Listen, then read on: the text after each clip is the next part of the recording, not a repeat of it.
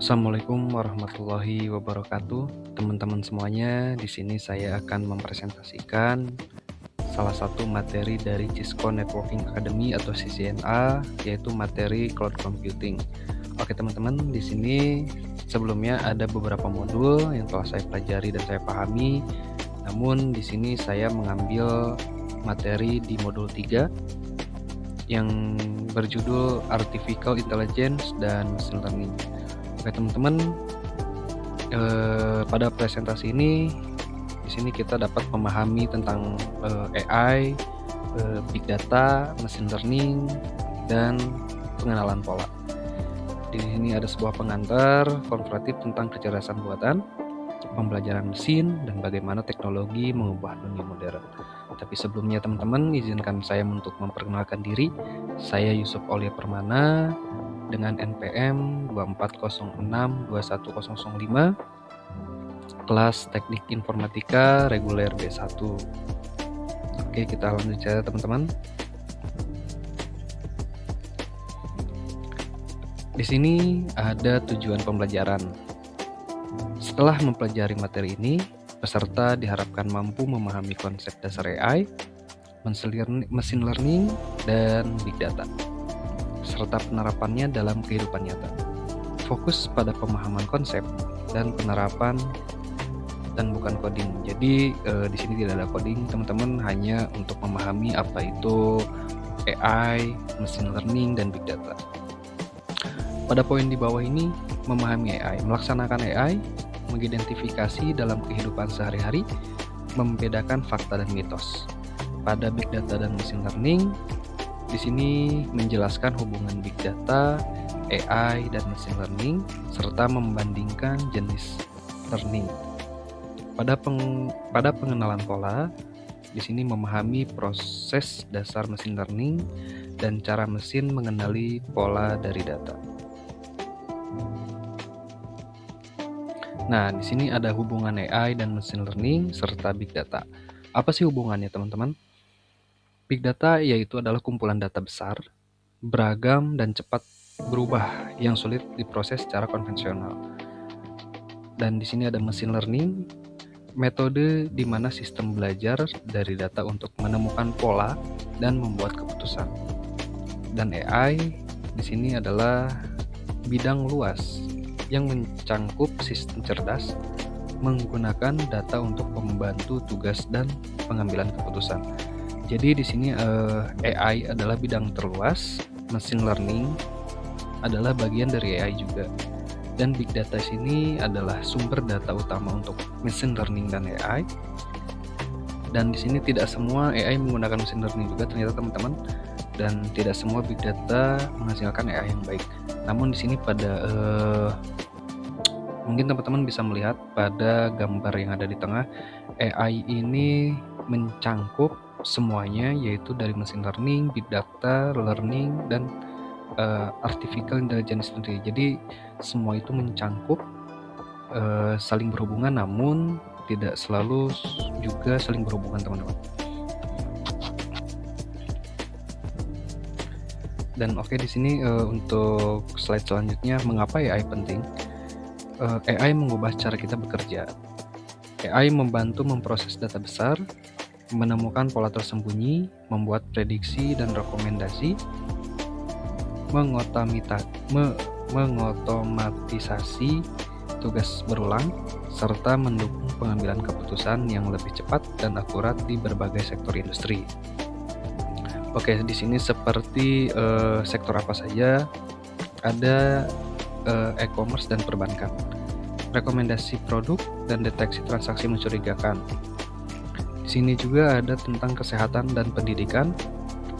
AI bisa menganalisis citra medis dan rekomendasi materi belajar, ataupun tentang pertanian atau transportasi, deteksi penyakit tanaman, dan prediksi rute tiba.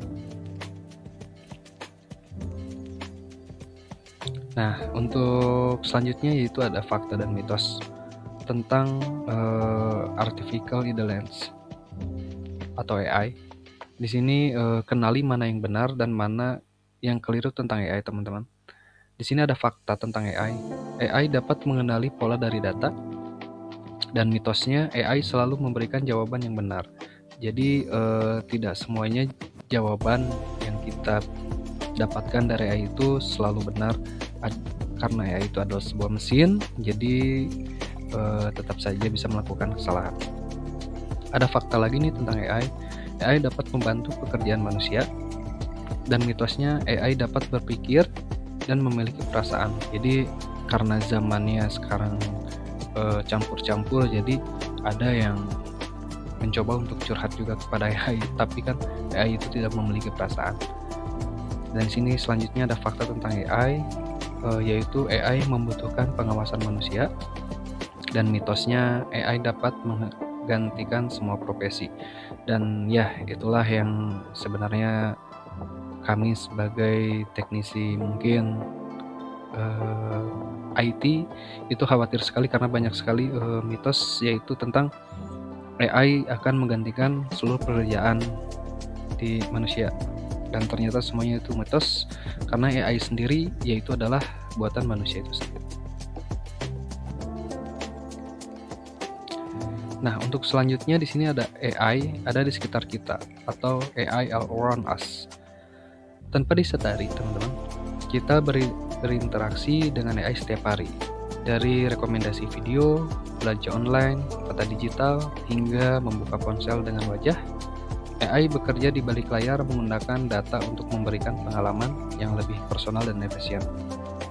Seperti di sini ada maksudnya media sosial dan video. Riwayat tontonan dan interaksi rekomendasi video konten yang relevan. Di sini ada belanja dan peta digital, riwayat pembelian dan lokasi rekomendasi produk atau rute tercepat. Jadi bisa dibantu dengan rekomendasi produk dan rute tercepat pada belanja dan peta digital. Dan di sini juga ada keamanan dan email, seperti wajah, sidik jari, dan pola email, verifikasi identitas, dan penyaringan spam. Itu semua ternyata bisa dilakukan atau sebenarnya dilakukan oleh AI. Nah, mungkin di sini kita mengambil studi kasus AI, di mana kita mengambil studi kasusnya dalam pertanian. Data Cluster of Artificial Intelligence in Agriculture.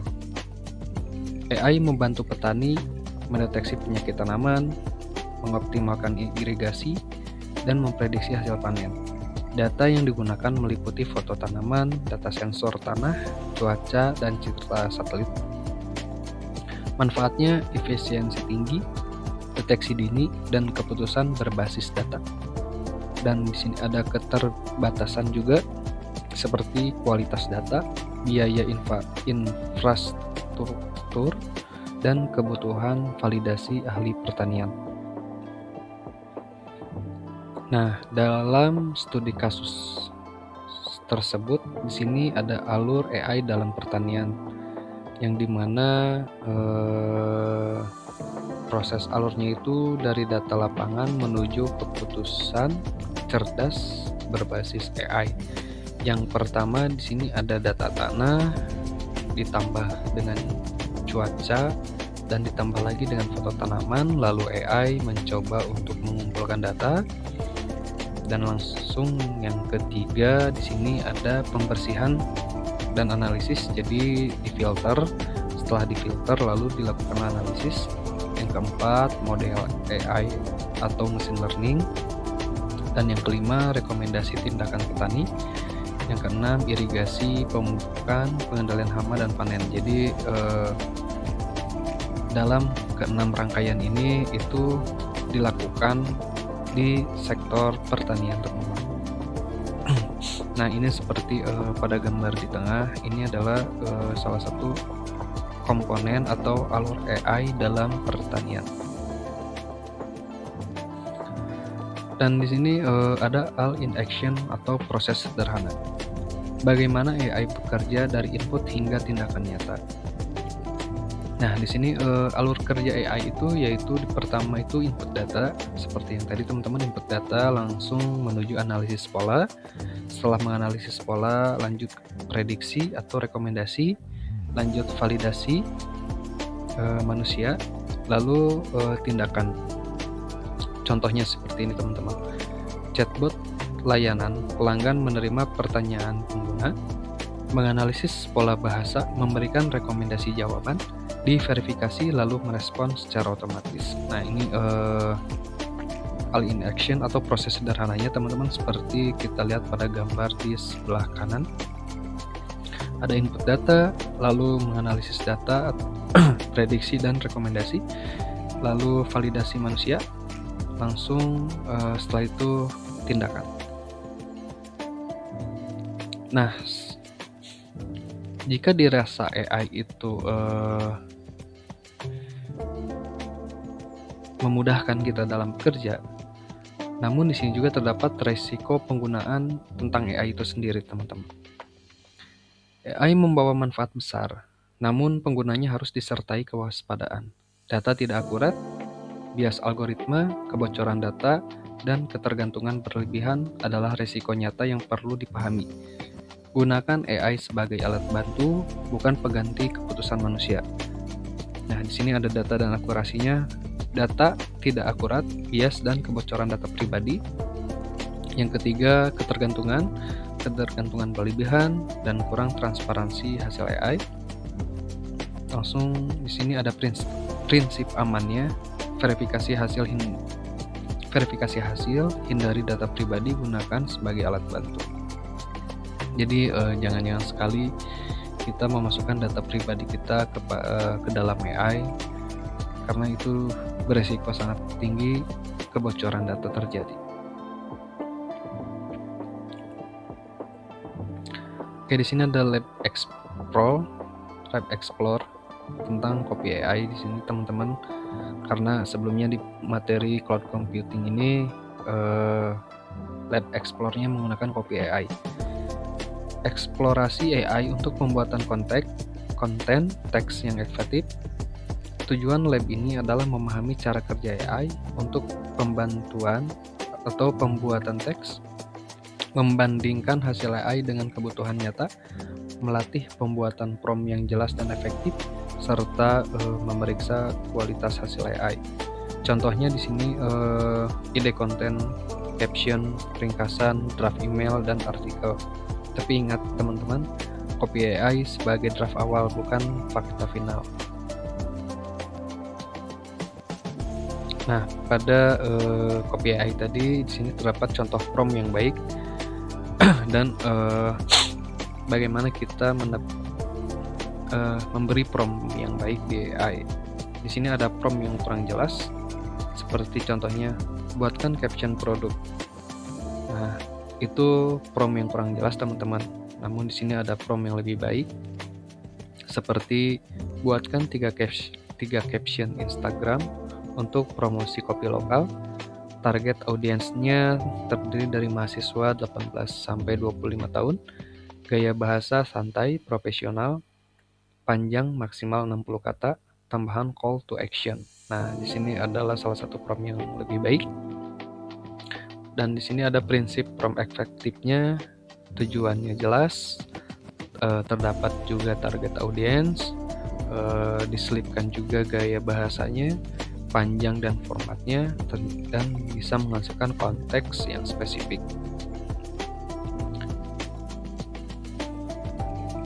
Nah, setelah kita mengenali dan belajar apa itu AI, dan sekarang kita masuk ke machine learning. Apa itu machine learning?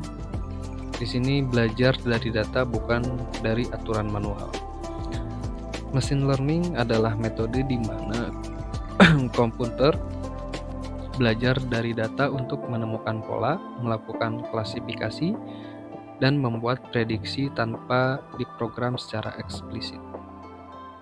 Contoh penerapannya di sini ada prediksi harga rumah, pengenalan wajah, segmentasi pelanggan, filter spam email, dan deteksi penyakit tanaman.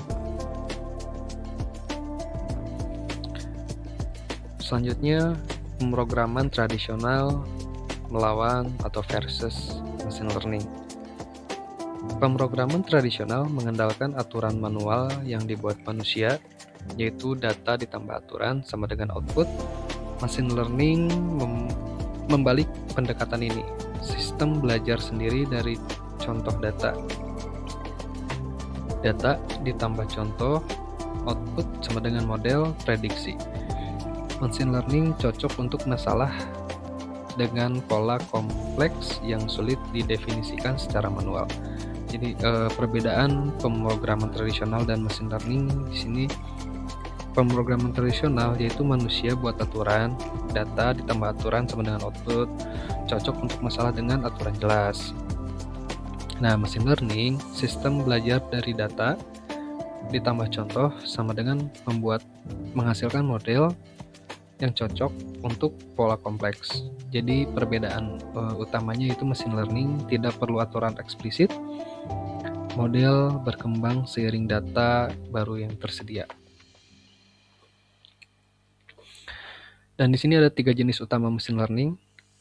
Machine learning memiliki 3 pendekatan utama yang berbeda berdasarkan cara sistem belajar dari data. Pemilihan jenis yang tepat bergantung pada ketersediaan data berlabel, tujuan analisis, dan kompleksitas masalah yang ingin diselesaikan. Ada beberapa poin di sini, yaitu supervised learning, yaitu data berlabel digunakan untuk klasifikasi dan prediksi nilai atau regression. Yang selanjutnya ada unsupervised learning, data tanpa label, sistem mencari pola dan kelompok secara mandiri. Dan selanjutnya ada reinforcement learning, belajar dari reward dan punishment melalui percobaan dan interaksi. Oke, selanjutnya di sini ada supervised learning, classification dan regression.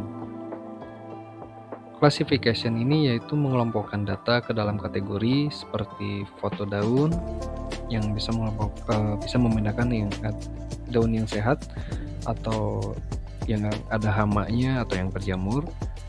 Dan email di sini bisa mengidentifikasi spam atau yang bukan spam.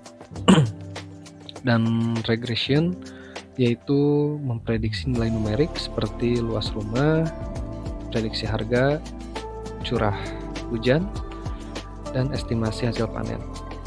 Model dilatih dengan data berlabel agar mampu membuat prediksi akurat pada data baru.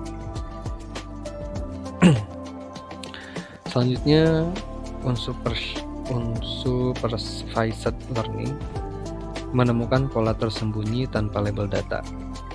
Unsupervised learning menggunakan data tanpa label sistem, mencari pola dan kelompok secara mandiri. Contohnya seperti segmentasi pelanggan menjadi kelompok aktif, baru, pasif, dan premium berdasarkan perilaku pembelian tanpa instruksi eksplisit dari manusia. Dan di sini ada reinforcement learning, yaitu belajar dari pengalaman. Reinforcement learning belajar melalui percobaan seperti sistem melakukan aksi, menerima reward atau punishment, lalu memperbaiki strategi seperti robot berjalan, sistem game, navigasi otomatis, rekomendasi konten, yang dimana alurnya itu aksi, lalu menghasilkan hasil, reward, lalu perbaikan strategi mirip cara manusia belajar dari pengalaman nyata. Lalu di sini ada perbandingan jenis machine learning. Yang tadi sebelumnya kita telah belajar ada supervised, unsupervised, dan reinforcement learning. Supervised sendiri itu adalah data berlabel tujuan prediksi kelas atau nilai, contoh deteksi spam, dan prediksi harga. Hasilnya akurat jika data cukup. Tantangannya yaitu butuh banyak label. Dan unsupervised adalah data tanpa label, tujuannya yaitu menemukan pola atau kelompok, Contohnya segmentasi pelanggan, hasil pola tersembunyi, dan tantangan tersulitnya itu adalah validasi. Dan yang terakhir, reinforcement, data interaksi, tujuan maksimalkan reward, contohnya seperti robot dan game AI. Hasil strategi optimal, tantangan butuh banyak iterasi. Nah, di sini pada pola atau gambar di sebelah kanan, perbedaan antara supervised learning, unsupervised learning, dan reinforcement learning. Dari data, tujuan, contoh hasil, dan yang lain-lainnya. Dan di sini ada proses dalam mesin learning. Proses mesin learning bersifat berulang dan iteratif. Yang pertama, menemukan masalah atau menentukan masalah. Yang kedua, mengumpulkan data. Yang ketiga, membersihkan data. Yang keempat, memilih variabel.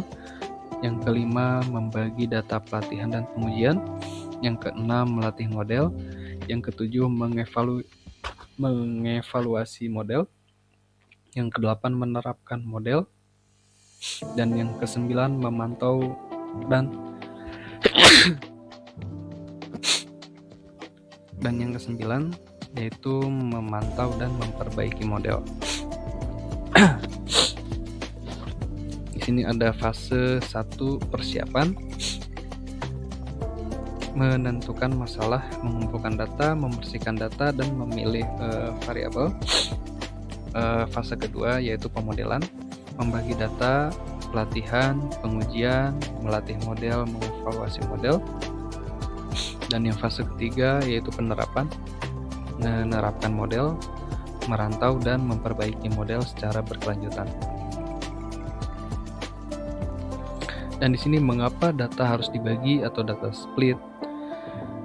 Data awal dibagi menjadi 3 bagian, data pelatihan atau training set untuk melatih model, data validasi untuk menyetau parameter, dan data pengujian atau test set untuk mengevaluasi performa akhir model dengan data yang belum pernah dilihat sebelumnya.